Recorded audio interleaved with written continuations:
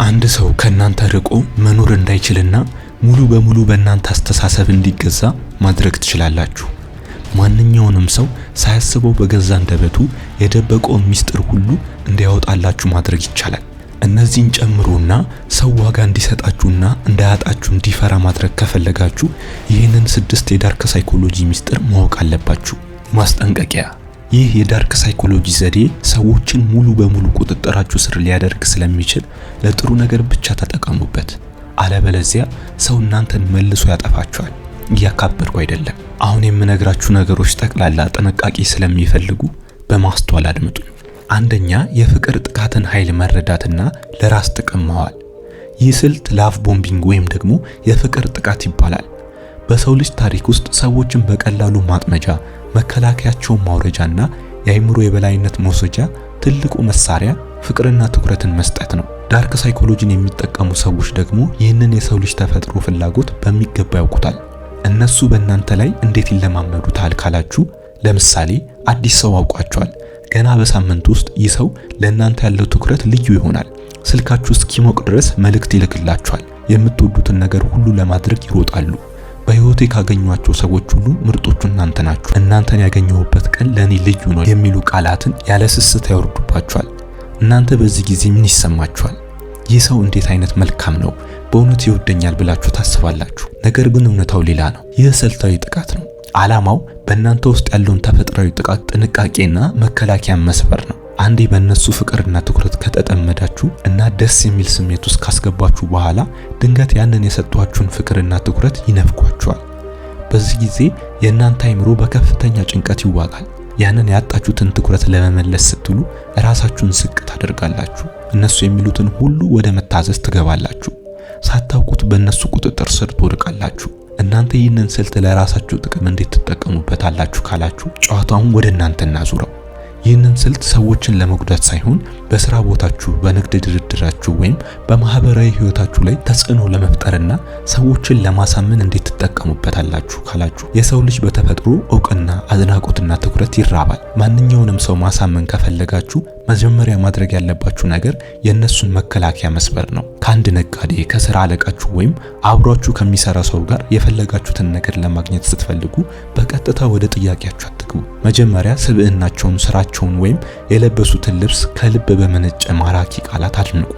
ይህንን ስራ ካንተ ወይም ካንቺ ውጪ ሊሰራው የሚችል ሰው የለም፣ ወይም የእናንተ ውሳኔ ሁልጊዜ ማስተዋል የተሞላበት ነው በማለት የአእምሮአቸውን መከላከያ በምስጋና ደንዝዙት። የሰው ልጅ የሚያደንቀውና ልዩ ትኩረት የሚሰጠውን ሰው የመቃወም አቅሙ በጣም ዝቅተኛ ነው። የእነሱን ስሜት ወይም ኢጎ ከፍ ስታደርጉት እነሱ ደግሞ እናንተን ለማስደሰት ዝግጁ ይሆናሉ። አንዴ ይህንን ካደረጋችሁ በኋላ የምትፈልጉትን ሐሳብ ወይም ጥያቄ አቅርቡ። በዚህ ጊዜ ጥያቄያችሁን ውድቅ የማድረግ እድላቸው በጣም ጠባብ ይሆናል። ምክንያቱም የእናንተን አድናቆትና ትኩረት ማጣት አይፈልጉም። ይህንን ስልት በጥበብ ስትጠቀሙበት ሰዎች ሳያውቁት እናንተ የምትፈልጉትን መንገድ እንዲመርጡ ታደርጓቸዋላችሁ። ሁለተኛ፣ ስልታዊ ዝምታ ወይም የአእምሮ የበላይነትን መያዝ። ለመሆኑ በአንድ ግንኙነት ውስጥ ትልቁን ስልጣን የሚይዘው ማን እንደሆነ ታውቃላችሁ? ብዙ የሚናገረው ወይስ ዝም የሚለው? ዳርክ ሳይኮሎጂ አንድ ትልቅ ህግ አለው። ብዙ በተናገርክ ቁጥር ደካማ ጎንህን አሳልፈ የመስጠት እድል ይጨምራል። ስልታዊ ዝምታን ስትጠቀም ግን የቃላትን አለመኖር እንደ ጦር በመጠቀም ሰዎችን በአእምሮ የማንበርከክ ጥበብ ነው። ከአንድ ሰው ጋር ተጣላችሁ እንበል። ጥፋቱ የነሱ እንደሆነ በግልጽ ታውቃላችሁ። ስህተቱን ስትነግሩት ግን እሱ አይከራከርም፣ አይጮህም፣ ሰበብ አይደረድርም። ምን እንደሚያደርግ ታውቃላችሁ? ድንገት ስልኩ ይዘጋል፣ መልእክታችሁን አይመልስም። ልክ በምድር ላይ እንደሌላችሁ ሙሉ በሙሉ ድምጹን ያጠፋል። በዚህ ጊዜ በእናንተ አእምሮ ውስጥ ምን ይፈጠራል?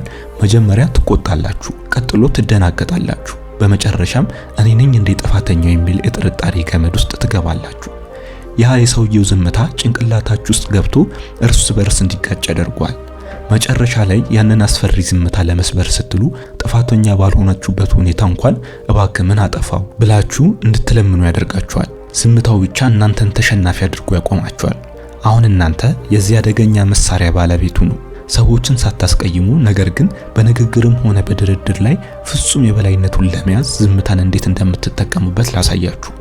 በስራ ቦታችሁ፣ በንግድ ስምምነት ወይም ከጓደኞቻችሁ ጋር በምትወያዩበት ጊዜ አንድ ሰው እናንተን ዝቅ የሚያደርግ የሚገዳደር ወይም የማይመች ሐሳቦች ሲያቀርብላችሁ በፍጥነት አትመልሱ፣ አትቆጡ፣ አትከራከሩ። ይልቁኑ መልስ ከመስጠት ተቆጠቡና ለ5 ሰከንድ ያህል ዝም ብላችሁ የሰውየውን አይን በትኩረት ተመልከቱ። ይህ 5 ሰከንድ ለአንደበታችሁ አጭር ሊመስል ይችላል፣ ለተቃራኒው ሰው አእምሮ ግን እንደ 5 ዓመት ይረዝማል። የሰው ልጅ በተፈጥሮ ባዶነትና ዝምታን አይወድም። እናንተ ዝም ስትሉ እሱ ምን እያሰበ ይሆን አጠፋው እንዴ ብሎ መጨነቅ ይጀምራል። የቀረበውን ሐሳብ በራሱ አእምሮስ መልሶ እንዲመረምረው ታስገድዱታላችሁ። እንዲሁም በአንድ የንግድ ድርድር ላይ ዋጋ ስትጠይቁ ወይም ስትጠየቁ ሐሳባችሁን ተናገሩና ድምጻችሁን አጥፉ። ተቃራኒው ወገን ዝምታውን መቋቋም ስለማይችል ያንን ባዶ ቦታ ለመሙላት ሲል ብዙ ማውራት ይጀምራል። ብዙ ባወራ ቁጥር ደግሞ የእናንተን ሐሳብ ወደ መቀበልና እናንተ የምትፈልጉትን ስምምነት አሳልፎ ወደ መስጠት ይገባል። ዝምታችሁ ምስጢራዊና የማይበገር ጥንካሬ እንዳላችሁ አድርጎ ያሳያችኋል። ሶስተኛ ጋዝላይቲንግ ወይም ስነ ልቦናዊ መረብና ማሳመኛ ስልት። አሁን የምንገባበት ይህ ክፍል እጅግ የረቀቀ ነው። ይህንን ነጥብ ለመረዳት ለአንድ አፍታ የራሳችሁን አእምሮ እንደ ላብራቶሪ፣ ሰዎችን ደግሞ በውስጡ እንዳሉ ተለዋዋጭ ባህሪያት አድርጋችሁ አስቡ። ይህ ማለት በአካል ሳትነኳቸው የአንድን ሰው አእምሮ ሚዛንና እውነትን አዛብቶ ሰለባ ማድረጊያ እጅግ ስውር የጭንቅላት ጨዋታ ነው። ይህንን ሁኔታ በደንብ አስተውሉ። አንድ ሰው ትልቅ ስህተት ሲሰራባችሁ ወይም ሲዋሻችሁ በግልጽ ማስረጃ ትይዙታላችሁ። ምናልባት የጽሑፍ መልእክት ሊሆን ይችላል፣ ወይም ደግሞ በአይናችሁ ያያችሁት እውነታ። ያንን ማስረጃ ይዛችሁ ፊቱ ላይ ስታስቀምጡት ግን እሱ በፍጹም አይደናገጥም። አይኖቹን አፍጥቶ ይህንን መቼም አላደረኩም፣ ሙሉ በሙሉ ተሳስተሃል፣ በጣም ስሜታዊ እየሆንክ ነው፣ እያበርክ ነው ይሏቸዋል። ማታለያው ያለው እዚህ ላይ ነው። እሱ ይህንን ውሸት የሚናገረው በከፍተኛ በራስ መተማመንና ፍጹም በማይናወጥ የአይን እይታ ስለሆነ እናንተ የራሳችሁን ትውስታ መጠራጠር ትጀምራላችሁ። በእውነት እኔ ነኝ እንደ ረሳሁት፣ እኔ ነኝ ስህተተኛው፣ በጣም እየተጨነኩ ይሆን ብላችሁ በራሳችሁ ላይ ያላችሁን እምነት ሙሉ በሙሉ እንድታጠኑ ያደርጋችኋል። አንዴ የራሳችሁን አእምሮ ማመን ካቆማችሁ ደግሞ ቀጣዩ እርምጃ በእነሱ ላይ ሙሉ በሙሉ ጥገኛ መሆን ነው። እሱ የሚላችሁን እውነታ ብቻ እንደ ብቸኛ እውነት ለመቀበል ትገደዳላችሁ። ይህ በአጭር አነጋገር የአንድን ሰው አእምሮ መከላከያ ሰብሮ መግቢያ መርዘኛ መንገድ ነው። አሁን ግን ይህንን መሳሪያ ከነሱ እጅ እንንጠቅና የጨዋታውን አቅጣጫ እንቀይረው።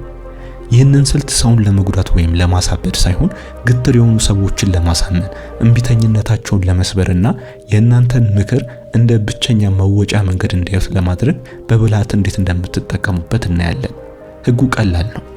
የሰው ልጅ በቀጥታ ጥቃት ሲሰነዘርበት ወይም ተሳስተሃል ተብሎ ሲነገረው ተፈጥሯዊ መከላከያውን ያቆማል።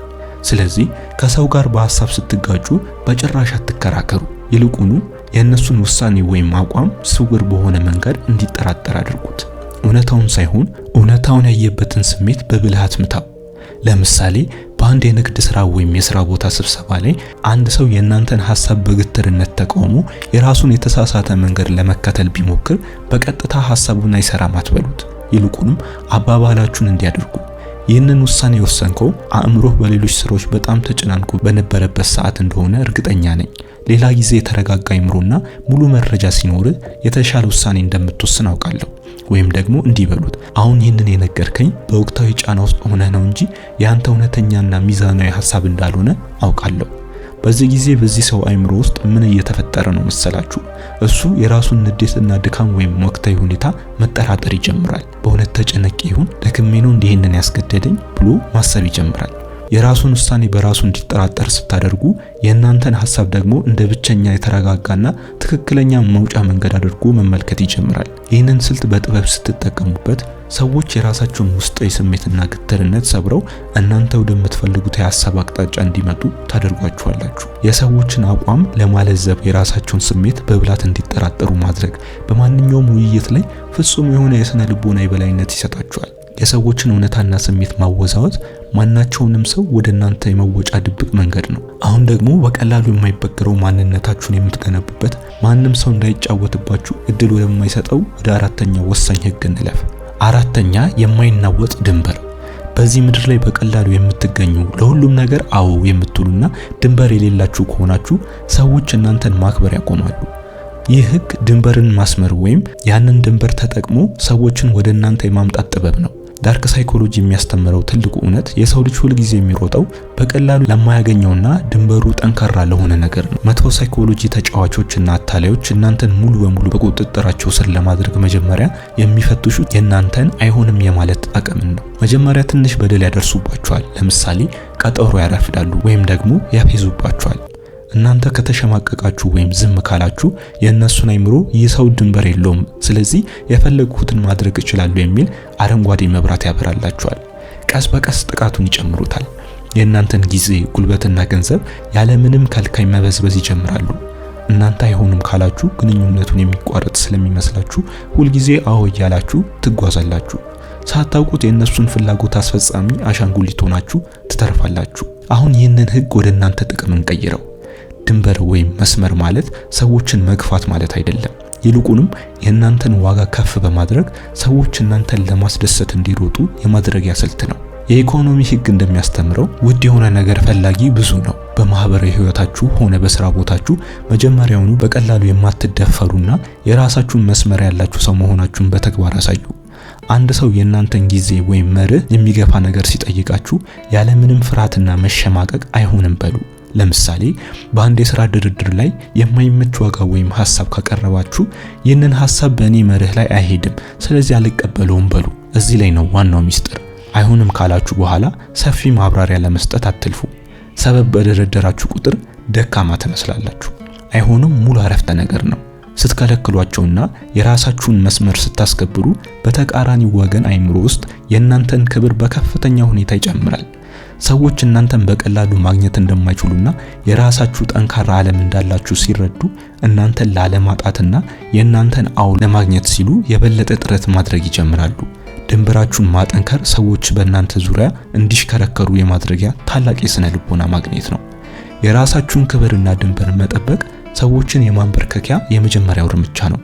አሁን ደግሞ ሰዎች እናንተን ለምትጠይቋቸው ማንኛውንም ጥያቄ በቀላሉ እጃቸውን እንዲሰጡ የሚያደርገውን በአይምሮ ውስጥ የባለዕዳ ስሜት መፍጠሪያውን ወደ አምስተኛው ህግ እንለፍ። አምስተኛ የጥፋተኝነት ስሜት። በሰው ልጅ ስነ ልቦና ውስጥ ካሉ እጅግ ከባድ ስሜቶች አንዱ ምንድነው ካላችሁ የባለዕዳነት ስሜት ወይም ህሊናን የሚወጋ የጥፋተኝነት ስሜት ነው። አንድ ሰው ይህንን ስሜት በእናንተ ላይ ማንሳት ከቻለ ያለምንም ገመድ እጃችሁን አስሮ እንደፈለገ ሊያሽከረክራችሁ ይችላል። አምስተኛው ህግ ይህንን ስውር ስሜት የመቆጣጠርና የመልበስ ጥበብ ነው። ሁኔታውን አስተውሉ። ከአንድ ሰው ጋር ትገናኛላችሁ። እሱ የሚፈልገውን ነገር ፈቃደኛ ካልሆናችሁ ወይም አይሆንም ካላችሁት በቀጥታ አይቆጣም። ይልቁንም ድምጹን ያዝንና ስለናንተ ስል ነው ይህን ሁሉ መስዋዕት የከፈልኩት፣ እኔ ባልኖር ኖሮ ዛሬ የት በደረሳችሁ ነበር፣ ወይም እኔ ሁልጊዜ ለእናንተ አስባለሁ እናንተ ግን የሚሉ ቃላትን በተንኮል ይወረውራሉ። ይህ ስልት ጊልት ትሪፕ ወይም የጥፋተኝነት ስሜት ማጥመጃ ይባላል። ዓላማው በእናንተ ህሊና ውስጥ ከባድ የባለ ዕዳነት ስሜት መፍጠር ነው። በዚህ ጊዜ እናንተ እሱ ትክክል ነው እኔ በደልኩት ብላችሁ ታስባላችሁ።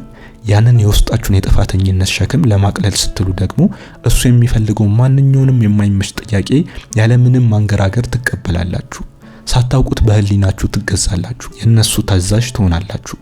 አሁን ይህንን ወደ እናንተ እንቀይረው። ይህንን ስልት ሰውን በጭንቀት ለመግደል ሳይሆን በማህበራዊና በስራ ህይወታችሁ ላይ ሰዎችን በቀላሉ ለማሳመንና የምትፈልጉትን ነገር ያለ ከልካይ ለማግኘት እንዴት ትጠቀሙታላችሁ መሰላችሁ? በሳይኮሎጂ ውስጥ የመልስ ውለታ ህግ የሚባል ትልቅ ተፈጥሯዊ ባህሪ አለ። ማንኛውም ሰው ያልጠየቀውንም ቢሆን መልካም ነገር ወይም ውለታ ሲያደርግለት ያንን ውለታ የመመለስ ግዴታ ውስጥ ያድራል። ይህንን ካላደረገ ህሊናው ረፍት ያጣል። እናንተ ከአንድ ሰው፣ ከስራ ባልደረባ፣ ካለቃችሁ ወይም ከጥልቅ ነጋዴ ወደፊት የምትፈልጉት ጥልቅ ነገር ካለ በቀጥታ ከመጠየቃችሁ በፊት መጀመሪያ ስልታዊ ውለታ ዋሉላቸው። እሱ ሳይጠይቃችሁ በስራው ላይ እገዛ አድርጉለት ወይም ደግሞ ልዩ የሆነ ስጦታ አበርክቱለት። ምንም አይነት ምላሽ አትጠብቁ። ይልቁንም ይህ ለእናንተ ትንሽ ነው በማለት የባለ ዕዳነት ስሜቱን ከፍ አድርጉት። ከጥቂት ጊዜ በኋላ እናንተ የምትፈልጉትን ትልቅ ጥያቄ ወይም ሐሳብ ይዛችሁ ቀርቡ። በዚህ ጊዜ ያ ሰው ጥያቄያችሁን ውድቅ የማድረግ እድሉ ዜሮ ነው። ምክንያቱም ጥያቄያችሁን ውድቅ ካደረገ በውስጡ ያለው የባለ ዕዳነትና የጥፋተኝነት ስሜት ይረብሻል። ያንን የስነ ልቦና ጫና ለመቀነስ ሲል ብቻ እናንተ የምትፈልጉትን ነገር በፍጹም ደስታ ያደርግላቸዋል። አስቀድሞ ውለታን መዝራት ሰዎች በፈቃዳቸው እናንተን እንዲታዘዙ የማድረግ ብልሃተኛ መንገድ ነው። ስድስተኛው የውስጥ ስብራትን መደበቅና የሰዎችን የውስጥ ጥላ ማንበብ። አሁን የምንደርስበት ነጥብ የዳርክ ሳይኮሎጂ የጫፍ ማማ ነው። ይህንን ህግ በሚገባ የተረዳ ሰው በሰዎች መሃል ሲራመድ ልክ የሁሉንም ሰው የጭንቅላት ኮድ እንደሚያውቅ ሀከር ነው። ይህ ስልት የውስጥ ጥላን ወይም ዘ ኢነር ሻዶ ወይም የሰዎችን ድብቅ ድክመት ቁስል ማጥናት ይባላል።